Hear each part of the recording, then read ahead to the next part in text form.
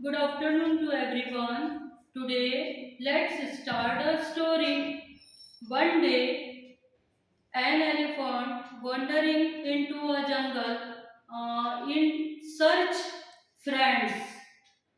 Then the elephant saw the monkey, and the elephant said the monkey, "Monkey, my friend, will you be my friend?" The monkey said, "No." Monkey replied, "No, my dear friend. I can't accept your friendship because you are too big and you can't swing from the trees like me." "Oh no," said the elephant, and he turned. Then he went to the rabbit and said, "Rabbit, my friend, will you be my friend?" Rabbit said, "No, I can't accept your friendship because you are too big and you don't play in my barrow." The elephant was upset, and then he went to the mouse. "Mouse, my friend, please, will you be my friend?" The mouse replied, "Oh no, elephant, you are too big and I don't accept your friendship because you don't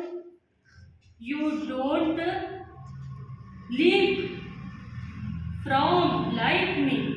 So I can't accept your friendship." And the elephant was upset. Just the fox appeared.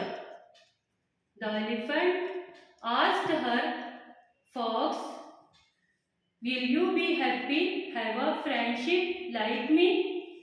The fox replied, "Oh no, dear elephant, you are too big and you don't clever like me, so I can't accept your friendship." And the elephant was upset. Next day, the elephant saw the animals were running for their lives.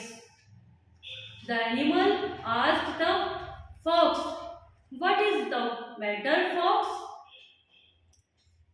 The fox replied, "There was a lion and he is trying to kill all of us." The lion kept eating up whoever he could find. The elephant went to the lion and said, "Please, Mr. Lion, don't eat up all these poor animals." Lion replied, "Mr. Elephant, mind your own business." The elephant had no choice but to give the lion a hefty kick.